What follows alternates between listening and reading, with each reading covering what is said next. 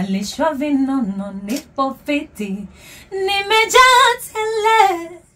Nakumbuka one day my dad was like, you know what, if I'm your dad, you're gonna listen to me. Please quit that competition. Oh, he did quit that competition, and I'm in like top 10. Ah, kumbe toka. Toka. If I'm your dad, you listen to me. What did you do? Mimi akasema unataka kuolewa, unataka kufanya masters, unataka ku look for a job, unataka kufanyaje? I was like, nataka kufanya muziki. And it was like a family meeting. Everybody was called to listen to what I had to say and what was my plan. So kanavutana pale, and then my mom got really mad. She kicked me out of the room. I was like, really? Oh my god, this is getting messy. Yes. May I have attention please? This is Mambo Mseto. Shughuli ndo kwanza inaanza na niko naye ndani ya nyumba mwanadada Sarafina. Karibu sana kwenye Mambo Mseto. Asante sana. It's a pleasure to have you here. Thank you so much for having me today. I say. So Sarafina, umesikia tu jina Sarafina. Naomba ujipatie ama wapatie utambulisho rasmi. Naitwa Sarafina, an artist from 255 Tanzania. The Melanin Queen. Yeah. And I'm here to bond with my people from 254. How did you make it to the top? Actually, I'd like to believe I'm still on my way there. You know, still embracing the process. Nimeanza mbali sana, lakini nipe picha mimi. Leo ni siku yako. Okay. Kwa hivyo usiwe na uoga wa kujieleza. Alright. Kuwa huru. Mimi nitakurudisha kama miaka 10 iliyopita. Rewind to 10 years ago. So mimi nimeanza kuimba nikiwa mtoto mdogo sana. Wakati niko Sunday school, kanisani naimba. Dar es Salaam. Yeah, no Mwanza. Unatokea Mwanza. So mimi nimezaliwa Mwanza kwenye Lake Victoria pale. Yeah, huko ndo wazazi wangu walipo. Mimi ni Msukuma kabisa. Wow. So nimeanza kuimba niko mtoto mdogo sana kanisani. So you know, that's the only chance I have to show my talent. Wakati niko mdogo. Na wazazi vile vile wanaruhusu kwa sababu it's a safe place. Wazazi wangu wako religious sana, ni watu wa kanisani. So nikawa napenda tu nikipewa microphone naimba vitu kama hivyo. So without knowing actually kwamba my talent is growing in the process. So nikasoma primary school na nikawa na kikundi cha kuimba choir. Mimi nilikuwa naongoza. So you know, just continuing my passion because I loved to sing. And then baada ya hapo nimeenda secondary school, nimesoma Kilimanjaro. So nimesoma shule ya masista, we were singing mara 3 kwa siku. Like in the morning parade, mchana, jioni. So kitu unachopenda yani. Kitu unachopenda. So hata wanafunzi wenzangu walikuwa wanapenda sana niwe naongoza kwa sababu they loved my voice. They thought that unajua if I sing I touch them differently. I didn't know, I just loved to do it. So baada ya hapo nikaingia chuo Dar es Salaam. University of Dar es Salaam. Nimeenda kufanya elimu yangu ya juu pale. Kusomea taaluma gani? Bachelor's in Petroleum Chemistry. Yeah. Petroli jamani. Ilipopanda inavyotoka mbio. Unatuambia ulichojifunza Okay, so nimefanya pale miaka 4 lakini kwenye mwaka wangu wa 3 nilikuwa actually kuanzia mwaka wa kwanza nilikuwa naimba kwenye praise and worship kwa sababu I always looked for you know nafasi ya kuonesha my talent. So nikafanya praise and worship and then nikaacha, then nikaanza kuimba kwenye karaoke. So I used to go to karaoke usiku, asubuhi narudi naingia darasani. Yeah, just like that. So after that nikaingia kwenye karaoke competition moja ambayo niliona. So nimeshiriki pale and then nikafanikiwa kushinda. I remember that nimeweza kulipwa 500,000 for winning that. So like nusu 500,000 like USD ngapi hiyo? Like Tanzania sana USD ngapi? 2,500. 2,500. Yes. Hiyo ni zaidi ya shilingi 250 zaidi. Yeah. 2,060 nafikiri. For me ilikuwa ni hela kubwa sana. So I went to buy my first guitar and I started learning. And then I spoiled myself for the rest. Alafu baada ya hapo, then my friends, they were like, unajua, why don't you go bigger? And then I was like, okay, I think I need to go bigger. And then nikaona kuna opportunity, Bongo Star Search. It's like American Idols ya Tanzania. Searching for talents. So ilikuwa haijawepo muda mrefu, ikawa imerudi. I was like, I want to do this. This is like bigger than karaoke competition. So nikaenda kushiriki Mwanza, because that's where I come from. I wanted to represent my home. lakini I didn't tell my parents. I just sneaked to the auditions. Yeah, the auditions. Alafu walikuwa wajua tu kama nimerudi nyumbani. So I did. Alafu baya zaidi na yenyewe ilikuwa karibu na their working place, so I had to disguise myself, yani. Na ukashiriki wewe? Na nikashiriki, and then nashukuru Mungu niliweza kushinda. Ulishinda kwenye BSF? Nilishinda audition kwanza. Audition yako. And then baada ya hapo, then I had to like make it back kwa sababu nilikuwa bado simaliza chuo. I didn't want to tell my dad kwa sababu ni kitu secular for wako religious, so it wouldn't be easy. Lakini they found out one or the other. That's a big show. So they found out kwamba nimepass audition. So I had to talk to my parents. I had to ask him to allow me to go kuna kushiriki. Were they supportive? They were not supportive. They are not supportive? No, they were not actually. I forced them. It's a lot, unajua, for them being very religious. Alafu mimi naenda kuimba secular music, and I'm a woman in that male-dominated industry. It's harsh. So, yani wanaona mzazi yote yule anaona yani mwanangu anaenda kupotea. Yeah.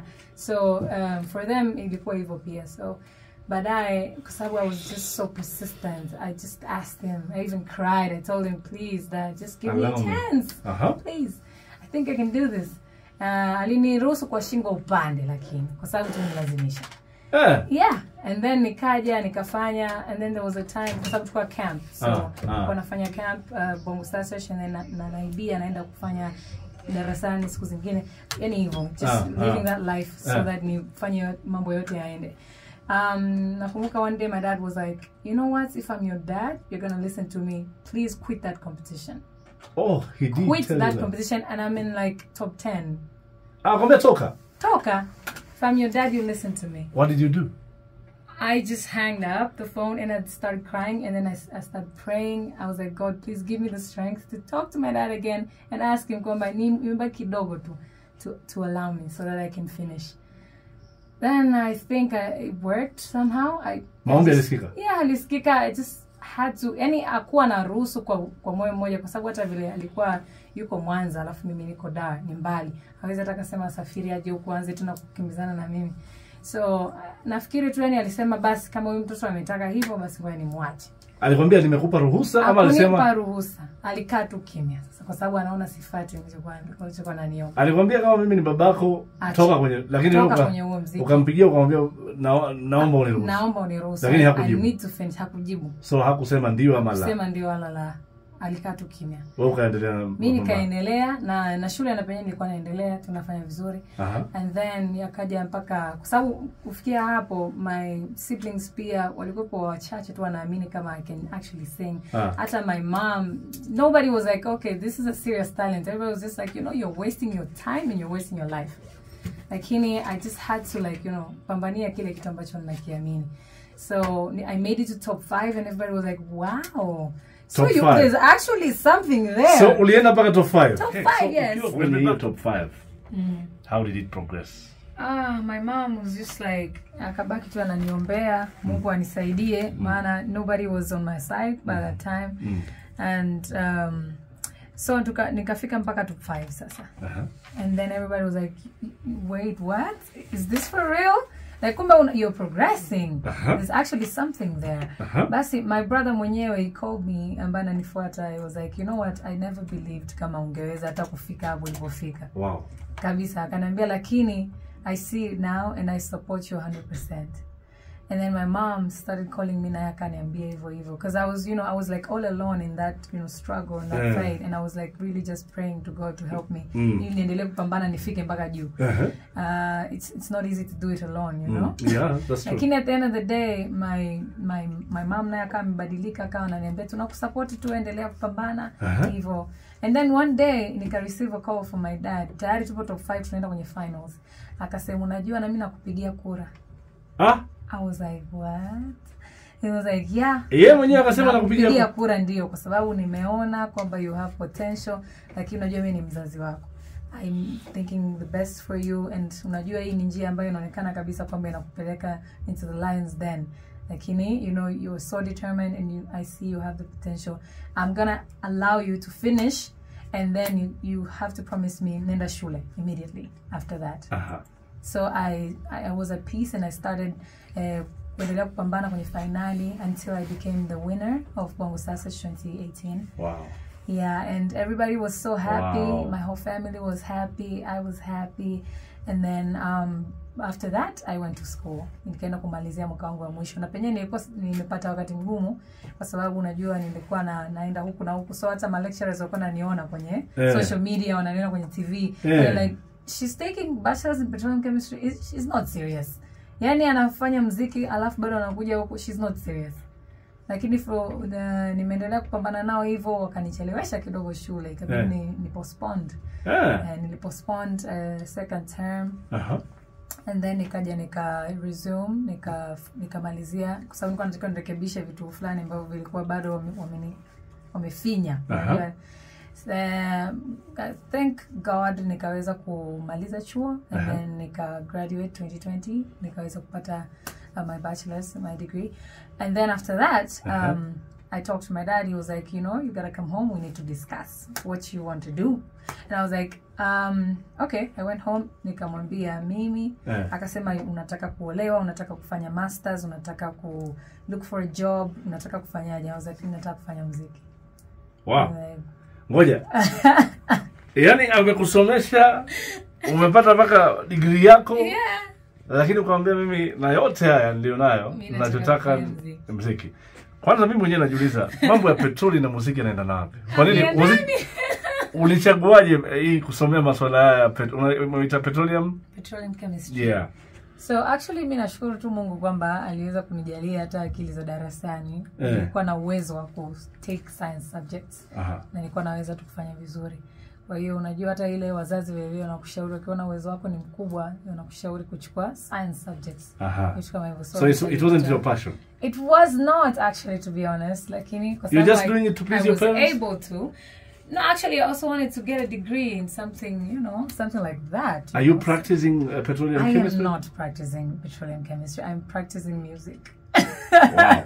So reactions zake zilikuwa gani ulimwambia mimi I want to do music? Actually, I remember it was on a Sunday, and it was like a family meeting. Everybody was called to listen to what I had to say and what was my plan. So I told them, and then my mom was like, no, this is not happening. My dad was also the same, and I was like, you know what? Please, my parents, give me a chance to just try this. Please let me try at least. Isipo work, basi, at least I tried. Lakini, and I also at least have already the degree. So I have a fallback plan. I can just go and, you know, fanya vitu vingine. Lakini, please, at least let me try. And then wakawa navutana pale, and then my mom got really mad. She kicked me out of the room.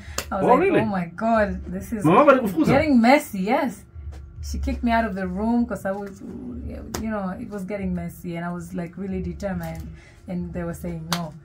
And then at the end of the day, they just called me back, and they was like, you know what? You're so stubborn. You're such a strong head. I don't know where you got that from. I think I got it from my dad. And akasema basi, if that's your plan, then I will let you go. Lakini sio kitu ambacho sisi wazazi tumelizia. We're just letting you know this is not what we want you to do. Lakini you're too stubborn. So we're going to let you do it. And I was like, yeah, I'm going, but I'm going to Dar es Salaam. I don't have a penny. I need you, Dad, to please pay for my rent, at least for a year. He was like, and you still need me to pay for your rent, and you're going to do music. And I was like, yeah, you're my dad. And I'm still going. And then he was like, okay, fine, I will pay for your rent. I can live for 1 year. Everything else he said, you figure it out. You're a big girl. I was like, okay. Pocket money, nini? You figure it out. So how did you figure it out? I did, actually. I was hapa na pale. I was just doing business kidogo, you know, online business, whatever, to just get something to eat. All the way I'm still practicing music. Yeah. Huko nikiwa studio, nikitengeneza vitu, muziki, kipambana na manager wangu sasa. Maana nilikuja nikamwambia sasa hali ni hii hapa, ndo tunaanza zero, tuanze kufanya kazi. Lakini situation ndo hii. Wow. Mzee, what a start. Yani haijakuwa rahisi. Haijakuwa rahisi hata kidogo. Lakini kipaji kimeonekana, ni sasa hivi kinawaka vizuri, kila mmoja anakishuhudia. Yeah, yani unajua I think it takes you know, you have to believe in what you have and fight for it more than anyone else. Unajua watu wengine wanakuja ku catch up na wewe baadaye, lakini wewe ndo unaona your vision, wewe ndo unaona resilience, potential. Yes, exactly. So hata mimi nashukuru niweza kupatana na manager ambaye na yeye ana spirit kali sana. Yeah, so anasema twende tutajua huko. Sometimes mimi kwa sielewi naambia Difighter tunatoboaje hapa? Twende, inawezekana. Where there's a will, there's a way. Ukaingia studio ukapiga kazi. Na nashukuru pia niliweza kupatana na producer wangu ambaye amenifanyia kazi zangu karibia zote. Alinifukuza na vile naye ana spirit kali sana. Kwa wote tukasema tu twende. Unajua pesa yenyewe haiji hivi unatengenezea channel. Where you have to work so hard and believe afu usikate tamaa. Unataka kureact vipi? Wazazi wangu sasa hivi huwezi amini. Fans wangu wakubwa sana. Pia wapo Nyonyo? Wapo Titi. Yani ni kwamba familia sio tu wazazi sasa, imekuwa tena ni familia nzima mpaka na watu wengine kwenye ukoo. Mashangazi, nani, wote wananipigia simu. My dad juzi ametoka kunipigia simu, alikuwa kwenye barber shop. Ananyoa nywele. Sasa amefika pale, wamemzoea. Sasa amefika pale amekuta wanapiga upo Nyonyo kwa Titi, and he was like, that's my daughter. Akasema haiwezekani mzee. Akasema tulieni mpigie simu sasa hivi. Kanipigia simu anasema unaona unakataa wewe sio mwanangu. And I was like, no, that's my dad. That's really my dad. That's amazing. Yeah, that for me that means a lot. Yani ni kitu kidogo lakini naonyesha kwamba he's proud of me, Sio kwamba eti unajua mzazi mwingine anasema yani anajificha kwamba yeye sio mzazi wako. Lakini for him to just come out randomly, finally, and support. Yeah, and he's just randomly calling me and telling me unafanya vizuri naona upo Nyonyo, upo Titi kila mahali. My mom as well, it's something that's really great.